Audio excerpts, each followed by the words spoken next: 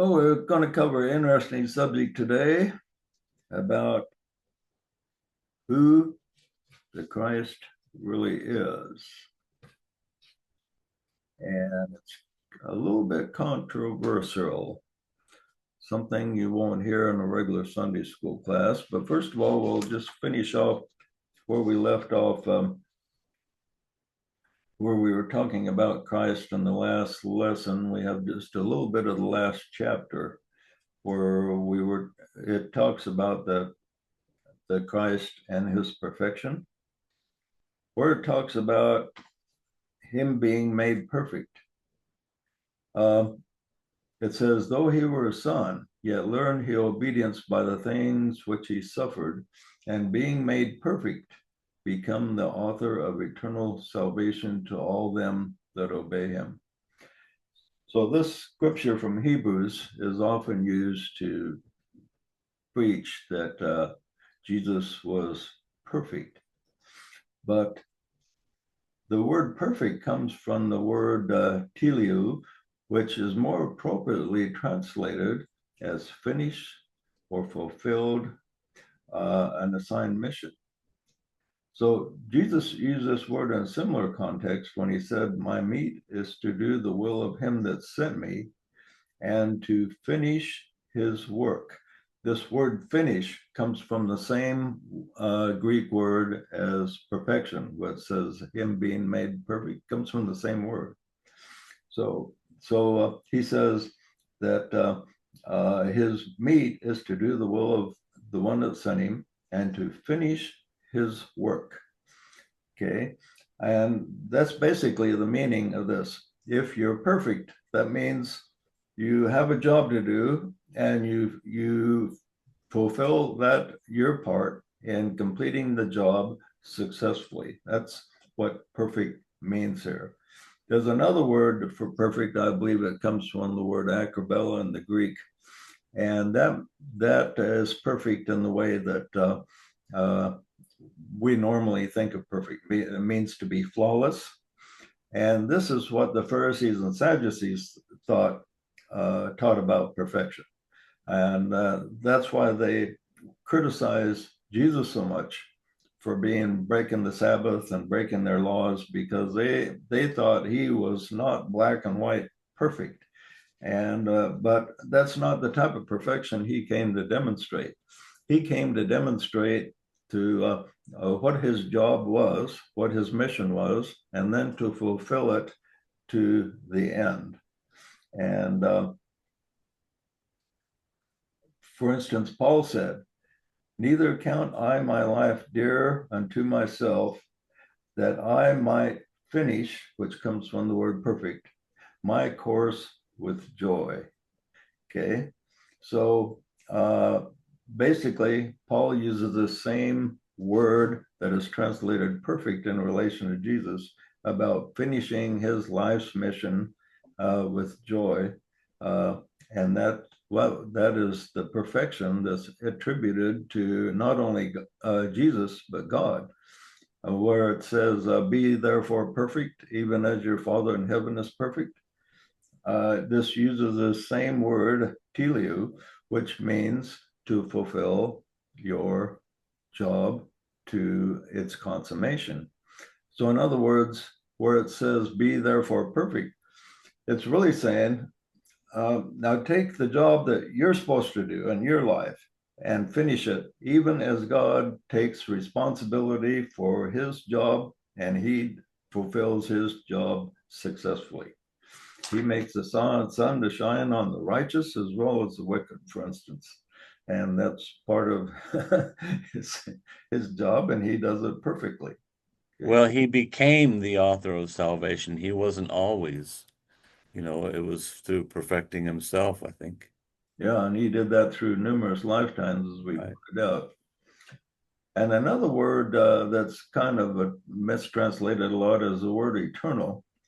It comes from the Greek aeonios, and it means for an age or the quality of an age. It doesn't mean eternal as we define it in English, but it's a period of covers a period of time with a beginning and an end. Okay. Next, we'll go into chapter 16 of my book entitled Jesus and the Christ. And we're going to figure out who he really was. Melchizedek. Okay. Here he gives us a clue in John chapter 10. He says, I and my Father are one. The Father is in me and I in him. Okay, well, that's interesting. Now, a lot of people say, well, Jesus is and the Father are just one being. But on the other hand, he said, the Father is greater than me. So that indicates there are two different entities involved here. One is greater than the other. But even though one is greater than the other, Jesus said, I and my Father are one. The Father is in me and I in him. So before the Jesus announced himself as a teacher, John, the people that were under John the Baptist were looking forward to the Messiah. John saw himself as a forerunner, and he was expecting the Messiah to show up, but he was preaching this for quite a number of years about that he was preparing the way for a great entity to show up, and he hadn't shown up yet. And so John was praying and asking about this. Well, how am I going to recognize this Messiah? And here's what the scripture says in John chapter 1. This is he of whom I am said, after me cometh a man which is preferred before me, and he was before me, and I knew him not, but that he should be made manifest to Israel. Therefore, I am coming and baptizing with water. Okay. So he said basically he was waiting for the Messiah, but he didn't know who he was. I knew him not. And John bare record saying, I saw the Spirit descending from heaven like a dove, and it abode in him, and I knew him not. But he that sent me to baptize with water, the same said to me. And so he was asking here, how am I going to recognize the Messiah? So what's interesting about this is Jesus and John were cousins. So if it was really obvious that Jesus was the Messiah, he should have recognized that his cousin Jesus was going to be the Messiah, but he still didn't know. He didn't know who it was going to be. How am I going to recognize him? And here was the answer to his prayer. How am I going to recognize him? And here was the answer.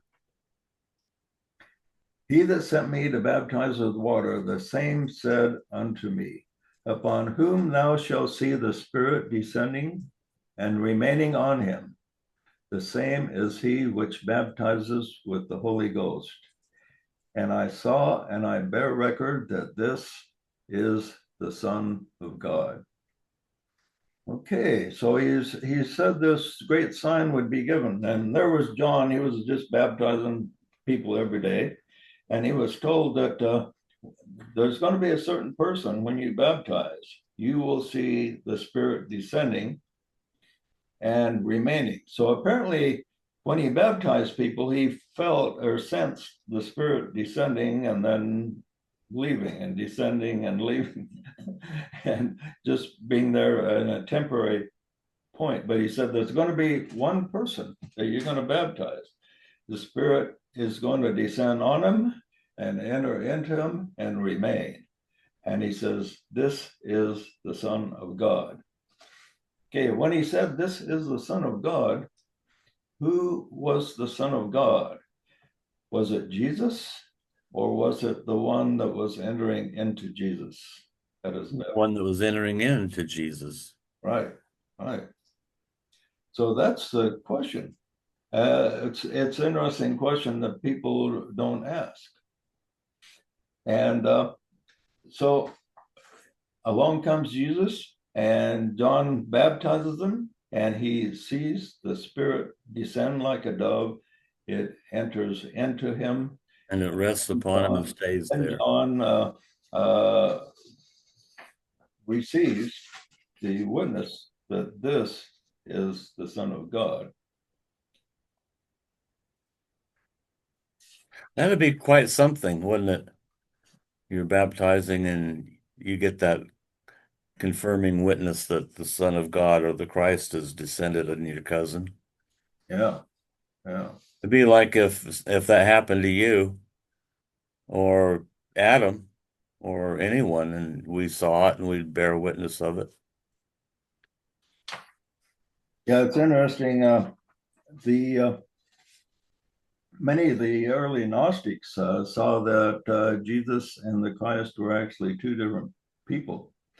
It says, in their eyes, concerning the early Gnostics, Jesus of Nazareth was a mere mortal, the legitimate son of Joseph and Mary, but he was the best and wisest of the human race, selected as the worthy instrument to restore upon earth the worship of the true and supreme deity. When he was baptized in Jordan, the Christ, the first of the aeons, the Son of God himself, descended on Jesus in the form of a dove to inhabit his mind and direct his actions during the allotted period of his ministry. That's from the book The Decline and Fall of the Roman Empire, where he's talking about the Gnostic belief. And then here's another one about the early Gnostics, a form of Docetism associated with a number of different Gnostic groups maintained that Jesus himself was a flesh and blood human being, but that he was not identified with the Christ. The Christ was a divine being who descended from heaven and temporarily united with the man Jesus at his baptism, empowering him for his ministry of teaching and miracles. At the end of Jesus' life, before his death, the divine Christ once more separated from him, leaving him to die alone. That's why he said, my Father, why have you forsaken me? Because according to the Gnostic belief that the Christ actually left his body, and Jesus himself had to suffer alone on the cross. Pretty interesting. But if this is true, there should be more evidence in the scriptures. And there's an interesting one in the Doctrine and Covenants in the Mormon scriptures that says this. And I, John, bear record that he received a fullness of the glory of the Father, and he received all power, both in heaven and on earth, and the glory of the Father was with him, for he dwelt in him. And that's right from the Doctrine and Covenants, section 93. So the Father, while Jesus was here, he wasn't alone, and he actually dwelt in him. Now, Well, doesn't the Mormon Church acknowledge that, or is that a mystery to them? no, they don't acknowledge that at all, that the Father was actually in him. They teach that the Father is in a body of flesh and bones and he's up on a throne somewhere. Yeah, yeah, well, Kolob. Okay. And then the Pharisees came to him and they said this to him. He says, thou bearest record of thyself, and thy record is not true. In making this statement, they were referring to a law which said in Deuteronomy, by the mouth of two witnesses or at the mouth of three witnesses shall a matter be established. And then Paul in 2 Corinthians said this, in the mouth of two or three witnesses shall every word be established. So they came to Jesus and they said, you're just bearing record of yourself. You're just one guy. So why should we believe you? We need two witnesses, two or three witnesses. And here is Jesus's response. Though I bear record of myself, yet my record is true, for I know whence I come and whither I go. But ye cannot tell whence I come and whither I go. Ye judge after the flesh. I judge no man. And yet, if I judge, my judgment is true, because, he says, I am not alone, but I and the Father that sent me. It is written in your law that the testimony of two men is true.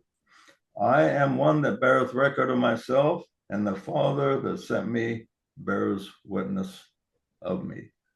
Okay, so he says, what's interesting is written in your law that the testimony of two men is true. So Jesus says there's two men here. There's me, and the Father that dwells in me is also here. You know, like if I could just say, when the Christians use the scripture against reincarnation, it is given unto man once to die, and after this the judgment. I'll often say, okay, but you have to have two scriptures to verify or validate it. Give me the second one, and they can't. Yeah, yeah. It kind of stumps them, right? You know, oh, and I never thought of that. Then, so where there was this other man, this is what the Jews wondered when they asked him, where is thy father? And so Jesus answered him, and he said, you don't know my father. And later they asked him again, who art thou? And here's what he said, I do nothing of myself, but as my Father has taught me, I speak these things. And he that sent me is with me. The Father hath not left me alone. I speak that which I have seen of my Father. So the Father, he keeps telling these guys, I'm not alone. And you say you want a testimony of two men. Well, there's two men right here. There's me, and then there's another one with me that's within my body at the same time that I am. He bears witness of his presence by the great miracles that I've been doing. He's the one that's given me power to do all these things. Along this same line, Jesus also said, the Son can do nothing of himself, but what he seeth the Father do. For what things soever he doeth, these also doeth the Son likewise. I can of my own self do nothing. As I hear, I judge, and my judgment is just, because I seek not my own will, but the will of the Father which has sent me. And if I bear witness of myself, my witness is not true. There is another that bears witness of me. And in the Nag Hammadi library, in a book called the Book of Melchizedek, it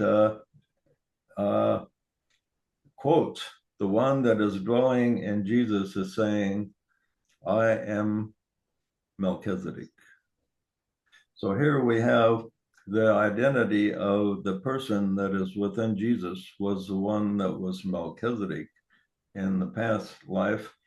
And the one that was Jesus was Joshua that worked with Moses in the past life, and several other different characters from the Old Testament. So That's why they had the Melchizedek priesthood. It was the priesthood of the Christ. yeah, I know Melchizedek said he had neither father nor mother. And as he descended upon Jesus, he was born into this world through occupying the same body that Jesus did. He had no father or mother when he was with Jesus. Hmm. So that fits in with that. And then, of course, he goes to the cross, And he makes the famous statement, "My God, why have you forsaken me?" And in the Gospel of Philip, it gives a little bit a different take on that. The Gospel of Philip is a apocryphal one that was discovered. He says this, my God, why, Lord, have you forsaken me?" He spoke these words on the cross, for he had left that place. So, in other words, the one that was within him had left that place and left Jesus alone. And I guess Jesus wasn't expecting to be deserted at that time, but that was his big test right there to finish the work uh, on his own. Didn't he go through the fourth initiation then?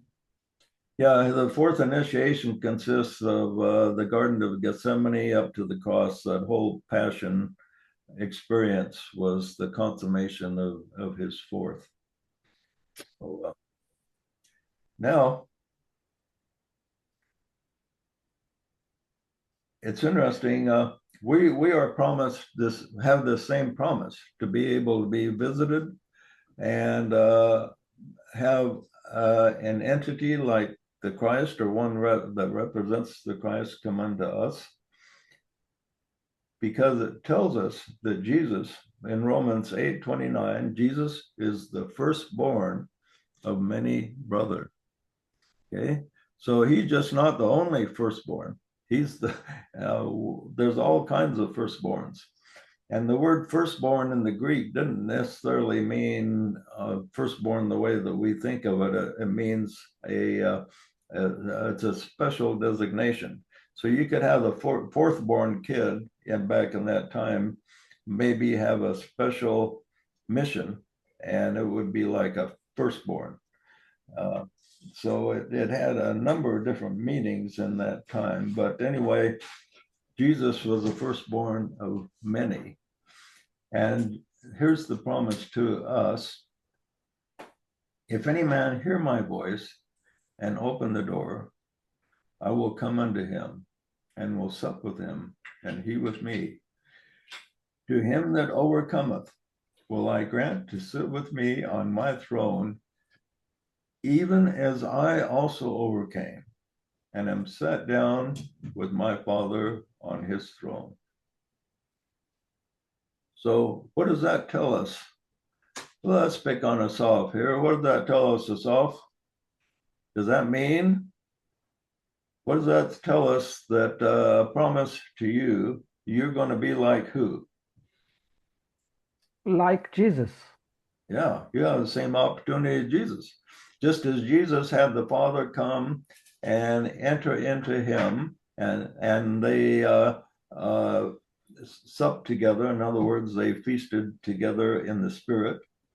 It says, "You, to him that overcometh, will it grant to overcome even as I, and I will come into him and sup with him, and he with me." So that is Christ talking through Jesus. Yeah, yeah. So you'll have the same opportunity as Soph that Jesus had eventually. Maybe not the next year or two, but sooner or later, you will have the same opportunity to have a high entity come into you, and he will have the consciousness of Christ to share with you. And that consciousness of Christ is a oneness that all entities share once they reach that certain stage of consciousness. That's why, like in near-death experiences, a lot of people see Jesus, and it's because he can multiply himself by merging with any other entity that's out there, and it's like you could say a radio station broadcasts a certain frequency. You set the dial to that frequency, and you can have that broadcast to you.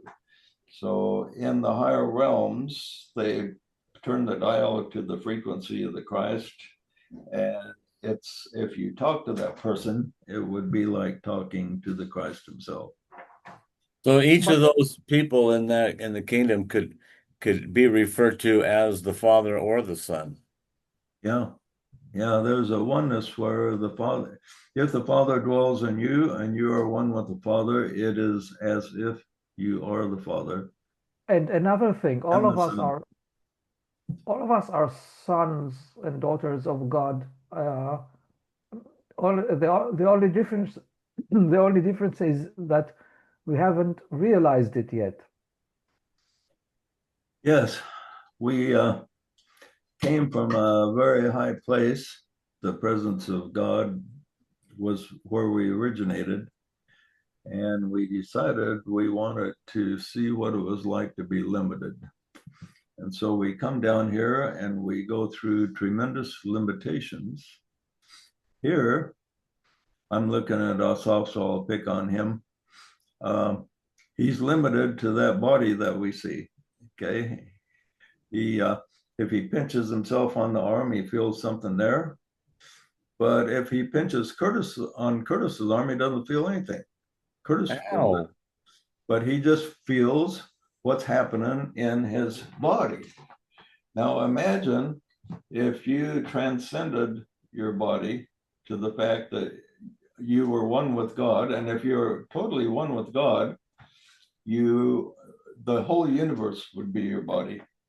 So you could tune into any place in the universe if you had your oneness back. If you realized who you really are, you could transcend the limitation of your body. So when you think of how limited we are with this, I mean, look at all the galaxies we've seen through the Hubble telescope and James Webb telescope and all these billions of galaxies with billions of stars in each one, and who knows how many life forms. Yet we are limited in what we identify with to this one little body, which is just such a small portion of the entire universe. When we decided to limit ourselves to see what it was like and to play games, we really did a number on ourselves. We really limited ourselves a lot. To limit ourselves to just having a consciousness limited to this one body is a big limitation, and it can be transcended. And when it's transcended, there's no limit. All power in heaven and earth is available if we only understood who we really are. Okay, good comments. Any more comments on that direction? Well, it's interesting too that Jesus said, "The words that I speak are given to me." That like the Sermon on the Mount and the great things that he said came through him from the Christ. No. If you really want a clear picture of that, how that works, watch the movie Broadcast News, which is probably 30 years old. But it's about a broadcaster who is presenting to the public, and he's being fed information from this woman behind the curtain. And he if she's not there, he just goes silent because he doesn't know what to say. But she feeds him what to say, and he has this tremendous impact on the audience through her. I forgot about that. I did see broadcast news, but I forgot about that part. Yeah, Uh, kind of interesting how that portrays the same um, kind of phenomenon. and the higher part of ourself, our soul, is also has a oneness with Christ. So when you contact your true self, it's just like contacting the Christ himself, because it shares a oneness with the Father and the Son. So yeah, when you pray, your prayers ascend up. If they're sincere enough, they will ascend up to your higher self, or to maybe some entity that is paying attention to you. And if if they're potent enough, you can get an actual response. If it's just repeating things without thinking about it very much, you're not likely to have much happen. But if a prayer reaches a point of tension where it has a strong potency, then it can get an actual response. That happened when I prayed to know about reincarnation. Yeah. Yeah, you really wanted to know when I had to know. yeah. Yeah. It's funny, if you encounter a point of tension, it gives you a lot more power to break through than if you're just casually interested in something. And I think a key to progress is to create your own point of tension, because the natural flow of things is just to go along and Glide on through. yeah, just glide on through. But if you can stop yourself and say, wait, I want to make something happen, I'm going to put really a strong energy into this prayer or into this thought. And if you put enough energy into it, then something will actually happen. So that's what we have to look forward to. Well, Okay. you're right. Each person has to define their own next step and then have the courage to take it. Yep. Okay. Anything else, my friends? Well, good to see everybody. And I forgot to send out an email message notifying everybody of the class today, but at least I got it posted in the molecular group. And If they wanted to find it, they could find it. yeah, we will see you next week. We'll finish up the book next week. We'll be talking about the second coming of Christ next week. Kind of interesting subject. And then we'll move on to something else. Hmm. In the meantime, everybody have a good week. Thank you very much. Thank you, Uncle Joe.